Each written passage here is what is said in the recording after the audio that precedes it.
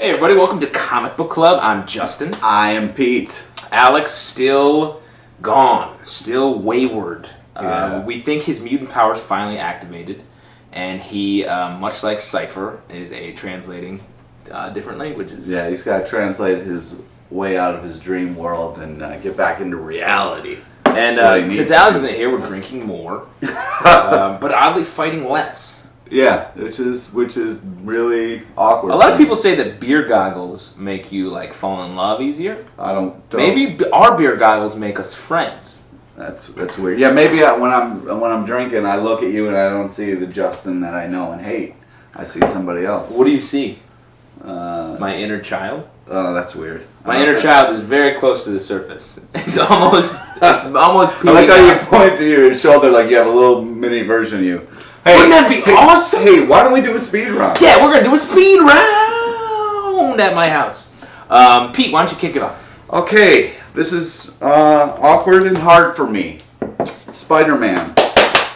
These last two issues have been very good.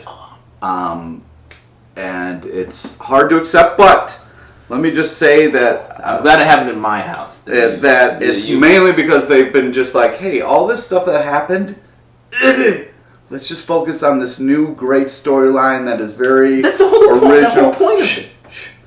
One of the reasons Spider-Man was great was because he was a good guy, struggling, never really got ahead, but also had MJ at home that made him good and made him cool, and the fact that he doesn't have her is a missing piece to who Spider-Man is. And it's hard for me to get behind somebody that I don't believe in as much or doesn't seem as real to me.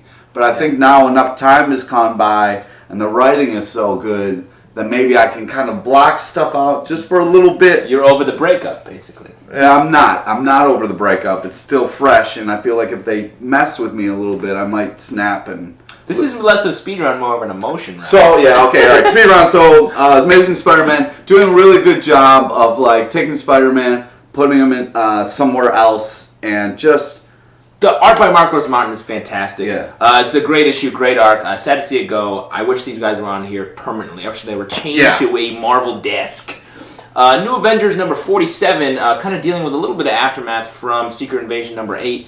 This is a weird story. It basically is pretty much a standalone story where you learn about how Luke Cage and Jessica Jones fell in love. And then it ends with the reveal that was revealed in Secret Invasion number 8 that their child is gone. However, it was great to see Michael Gaydos doing the art. It was a great callback to Alias. A little out of context, but pick it up. It's a good story. How do you know it's holiday time? Punisher Christmas, that's how you know. Yes. Yeah. There's nothing like the warm feeling of holidays and caring and a Punisher Christmas to make you know that the world is going to eventually be alright. Who does he shoot in this? Santa Claus? He shoots everybody. No, that was 2 years ago where he shot off Santa Claus. Who does he shoot? Santa deserved it, by the way. Oh, totally. Classic Santa. Yeah, this one, I don't want to spoil it, but he definitely don't spoil. A lot of people are hanging on the continuity involved with the Punisher X-Men. He gets into a mom scene by being a drunk Santa. And then whips out the guns and goes to town. He always does. It's so great. I can't get enough of it. Man, it's wonderful. Sandman, Dream Hunters, number 2.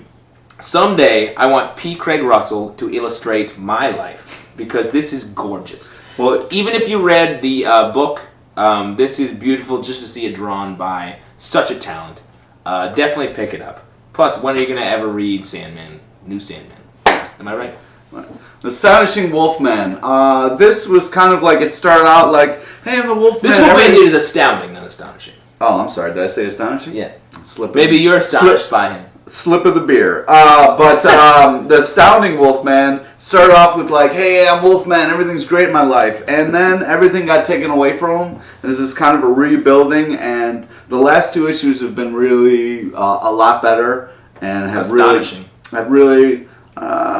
It's astounding, but I feel like it's really starting to get somewhere, and I'm really starting to be behind it. Obviously, the artwork is good. Kirkman's starting to This is kind of his secret book that no one ever reads, but it's cool to see that it's doing well. Yeah. Criminal number 7, bringing the Bad Night arc to a close. It's fantastic. I was surprised of the turns it took. Pleasantly surprised, I guess. But, the characters are just so good in this. It's Brubaker. I mean, he does a great job of, like, really setting things up, and you're like, okay, I see, the woman's tricking them, and it's all... And it's nice he shakes up kind of the way he's telling it by taking 2 different viewpoints on it here. We get a couple character voices.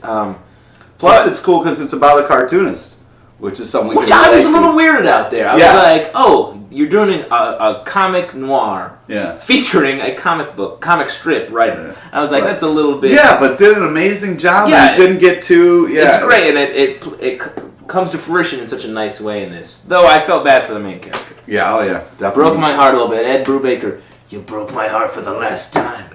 Probably not the last time. You're right. He writes a lot of books. Oh, man.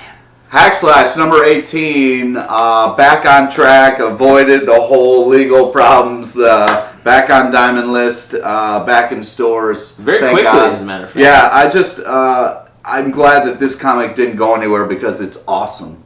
And this is picking right back up where it left off, continue to be really solid, emotional, and it'll be interesting to see how it unfolds. Number 18... I haven't liked a Hackslash in a while as much as I like this one. Oh, well, I bought the alternative cover with the giant breasts on it. Huh, because you're a perv. Thank you. Marvel's Eye of the Camera, number 1 of 6. This, kind of a sequel to the old Marvel's series, which was illustrated by Alex Ross, which was kind of why it was so popular. This, illustrated by Jay Anacleto. The art's very good, even though it's not Ross. I think they're trying to kind of mimic his style.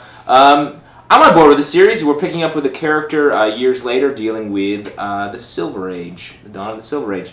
I like it. It's a decent read. I kind of like got into it, and then I wasn't. And then I was it's a lot of focus on the non-superhero characters. Yeah, which I don't mind. It's just that, like, at first I thought he was going to make it interesting. Like, yeah, you got to go old school with the photography. And then it just, like, you kind of, like, lost that character a little bit. I don't know. Yeah, it's a lot of setup, but it's number 1. Plus, if you have a man with a patch over his eye, you can't go a whole comic and not tell me why it's there. I need to know why he has a patch on. What if he just poked it with a fork? Well, then tell me that. Then you feel bad for it. It takes 2 lines to be like, hey, baby, remember when you poked your eye with a fork? I still love you. You know, hey. Baby. You know, because his wife. It's his wife. Yeah, cool. Right. Make a little romance out of it. Okay, here we go. Wolverine, Manifest Destiny, saving the best for last. Jason Aaron, sir. Wow. You rarely salute people. And give a samurai bow. Yeah, exactly. Wow. That's a double standard for you. Yeah, people are like, oh, well, how can you keep writing Wolverine stories? I mean, he's done so much. I tell you how. You do a story where he's got to go back to his samurai roots and start training with an old wise master. Oh, great idea. Why not? Yeah, finally. Oh, I'm on board. He doesn't kick enough ass. He better learn the ways of the samurai. I feel like, it's kind of lost his roots. He's all slash and claws. You got to learn See, it's a little ridiculous. It's like being like a ninja being like, oh, I need to learn how to be a samurai. I need to learn how to play basketball. Or like you are Wolverine. You don't need to learn. No, he's Wolverine, but sometimes he's a little too sloppy. He's got to learn how to hit and where to strike and where the weaknesses are. So do you think after this he's going to only use one claw, like precision? That would be cool. I wouldn't mind. Really? I wouldn't mind that for a while. Well, that's 5 times less blood. If he's just got 1. I don't know. He's got 1 to point out. I don't know. Maybe with that 1, he just jabs in the squirt vein. That could be great. Sword number 13. I like this series a lot. It's been one long arc, and it's good. I followed the character a lot, and I like it.